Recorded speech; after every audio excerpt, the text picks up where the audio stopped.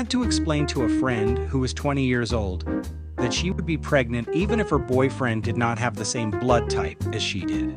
Her period was overdue by several weeks. Neither she nor her boyfriend used any contraceptives, but she assured me that she couldn't possibly be pregnant because her boyfriend had the wrong blood type. It turned out that she had deduced that since she knew she was blood type O, her boyfriend couldn't get her pregnant because he was a different blood type. She told me she knew this from watching soap operas. Evidently, the paternity testing, often dramatized, proved a man could not be the baby's father because of an incompatible blood type. Ergo, according to her logic, a man who did not have the same blood type as she did would not be able to get her pregnant. Customer, no. What is the difference between fiction and non-fiction? I wish I was joking, or that they were joking, or someone was joking. Sigh. I was waitressing. One time I saw a diner eyeballing some empty plates on the table across the aisle from him. This guy then got up and took a plastic baggie from his pocket, collected the bones from those plates, and put them in the baggie. He was still doing this as I came over to put his dinner down. He said that he collects leftover bones to make soup. My friend was a second-year med student, and she was walking through the main floor of our hospital in scrubs.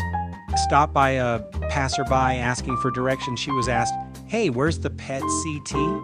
She said, think there's one in the nearby mall."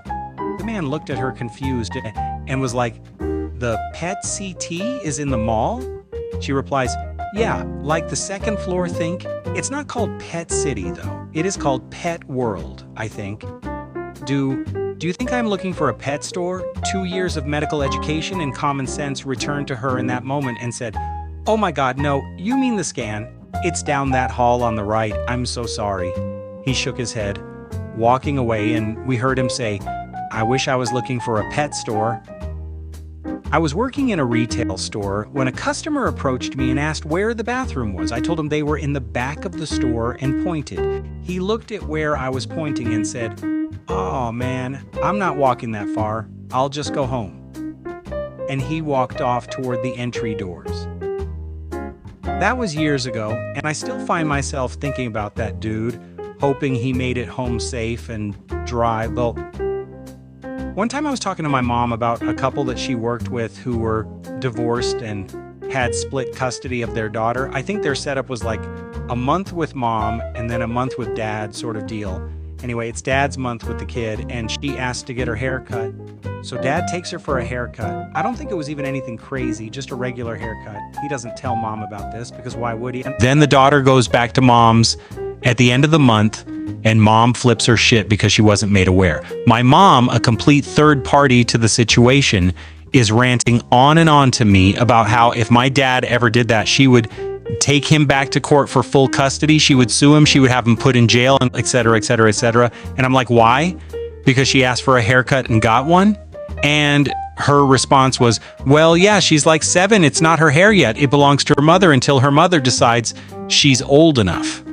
I got a haircut the next day. Shaved bald. She wasn't impressed. I was bartending during college, and I had a customer flip her Esh asterisk tea because she saw me take a glass for her drink from the rack that had just come out of the dishwasher. She demanded a new glass. I had no idea what she meant, so she angrily explained, one that had never been used before. Like we had a factory making new glasses in the back or something.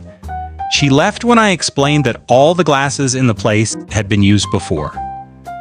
I'm an insurance claims adjuster, and I can't tell you how many times someone will file a claim, and then after we cut them a check, they'll call and ask for another one.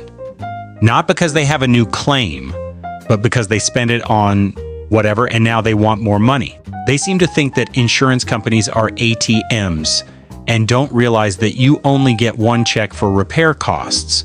The worst are the ones who say that because they spent the money on something else, we're now legally obligated to give them money for their repair bills. Like it was our fault they went on a shopping spree and I could write a book. A woman came into our restaurant with her kids and her card declined. She said she'd leave her 4 kids with us as collateral while she went home and got another card. My manager said, no thanks, and gave her a lecture about leaving her kids with strangers. I had a guy who came up to my register and pulled cash out of his wallet to pay. Before he handed it to me, he stopped himself and said, "Oh wait, I can earn points on my card." He then got out his credit card and swiped it. Declined, tried again, declined. So he said, "Never mind," and just left his stuff. His total had been something like $30, and I had seen him pull two 20s out of his wallet. But because he couldn't get points on his credit card, he just didn't want his stuff. A couple came into the restaurant I manage one summer day and ordered 2 bowls of soup. The girl that took their order went and fetched their soup and brought it back out. In the 2 minutes it took to do that, the woman at the table had taken off her flip-flop and put her leg above and across the table. The guy was now sucking on this lady's toes, and I mean going to town right at the table. The waitress didn't notice until she went to place the soup on the table, and the couple was oblivious to her presence. The guy slurping away and the lady moaning. I tossed them out and banned them from returning. An entry door to our store broke one day, so we put up a sign asking people to use the door next to it. A stereotypical alpha male swaggered up and read the sign, and apparently thought the rules didn't apply to him. He slammed his flat palm into the broken door, full force. I guess he was expecting heavy resistance, but the hinges were damaged, so the door just fell out of position and smashed onto the ground, shattering glass everywhere.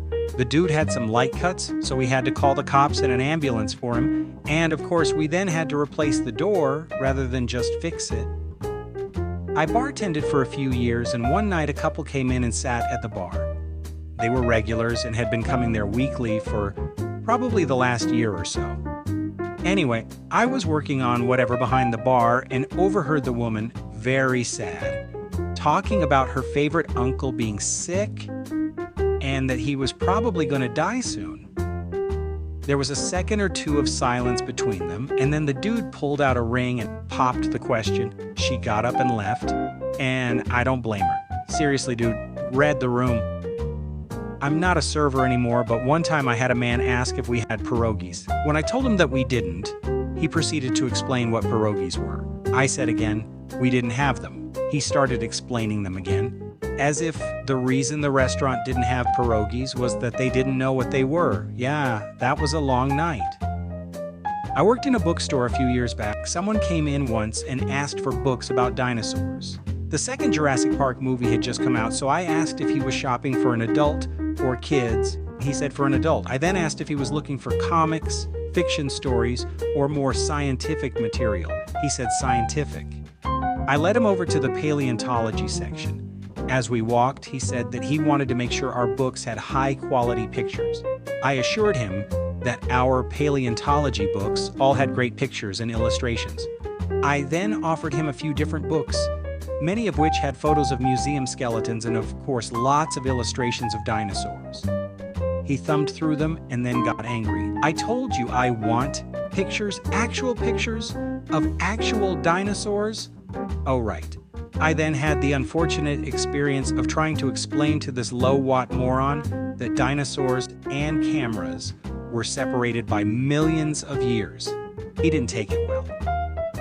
One time when I was working at a grocery store, a woman accused me of ripping her off because I weighed 2 bunches of bananas separately, complained to the manager and everything. SMH.